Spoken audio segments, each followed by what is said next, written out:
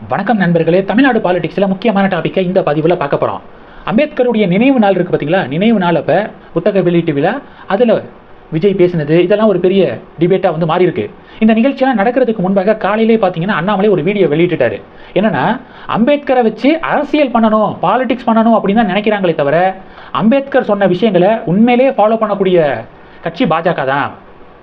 அம்பேத்கருடைய ஒரு தூதுவனாக மோடி தான் இருக்காரு அப்படின்னு சொல்லிட்டு தமிழக பாஜக மாநில தலைவர் அதிரடியாக ஒரு வீடியோ வந்து வெளியிட்டிருந்தாரு. இதை நம்ம பார்த்தோம்.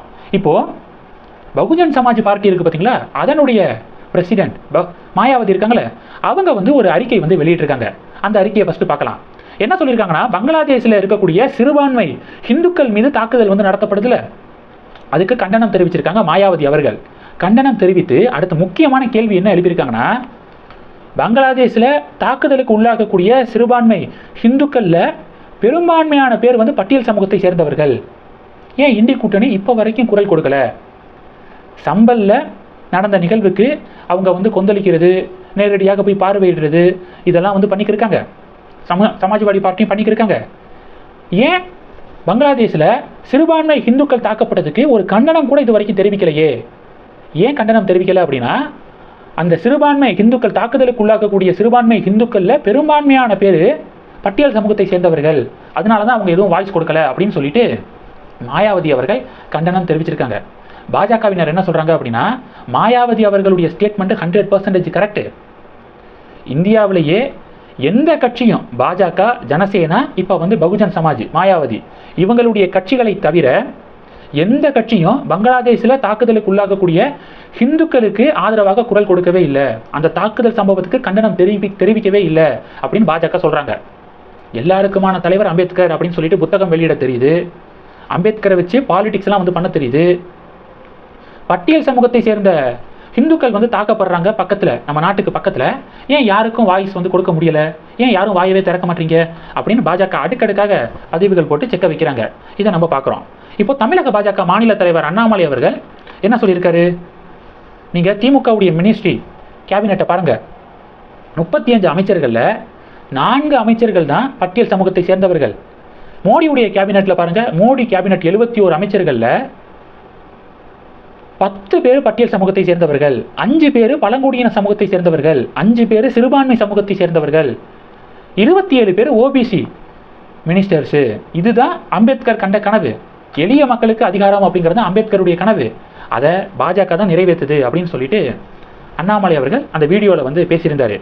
முக்கியமாக பார்த்தீங்க அப்படின்னா, அம்பேத்கர் ஆர்டிகிள் 370 நிலைப்பாடு, ஆர்டிகிள் 370 குறித்து காங்கிரஸுடைய கருத்து என்ன, திமுகவுடைய கருத்து என்ன, இப்போ புதுசாக கட்சி ஆரம்பிச்சிருக்கக்கூடிய தாவேக்காவுடைய கருத்து என்ன, பிசிகாவுடைய கருத்து என்ன?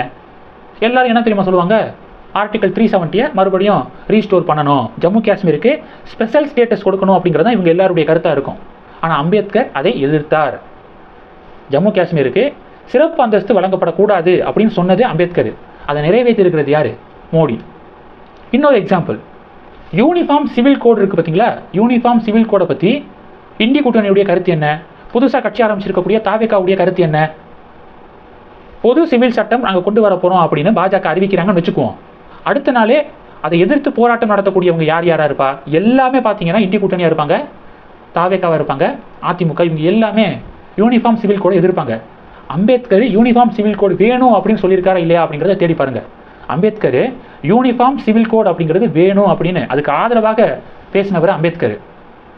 அம்பேத்கர் சொல்கிறாரு, அதாவது யூனிஃபார்ம் சிவில் கோட் அப்படிங்கிறத கொண்டு வராத வரைக்கும் செக்யூலர் கண்ட்ரி, மத சார்பற்ற நாடு இந்தியா அப்படின்னு நம்மளால் சும்மா பேச்சுக்கு தான் சொல்ல முடியுமே தவிர அது சரியாக இருக்காது அப்படின்னு சொல்லிட்டு அம்பேத்கர் சொல்கிறாரு.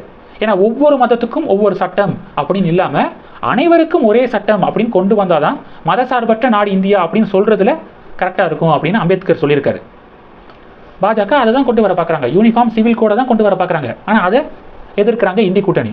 அப்போ அண்ணாமலை சொன்ன மாதிரி அம்பேத்கருடைய கனவுகளை அண்ணாமலை சொல்கிறாரு. இளையராஜா எழுதினார்ல, அம்பேத்கருடைய கனவுகளை மோடி நிறைவேற்றிக்கிருக்காரு அப்படின்னு சொல்லிட்டு இளையராஜா ஒரு புத்தகம் எழுதியிருந்தார், ஒரு புத்தகத்துக்கு முன்னுரை எழுதியிருந்தார்.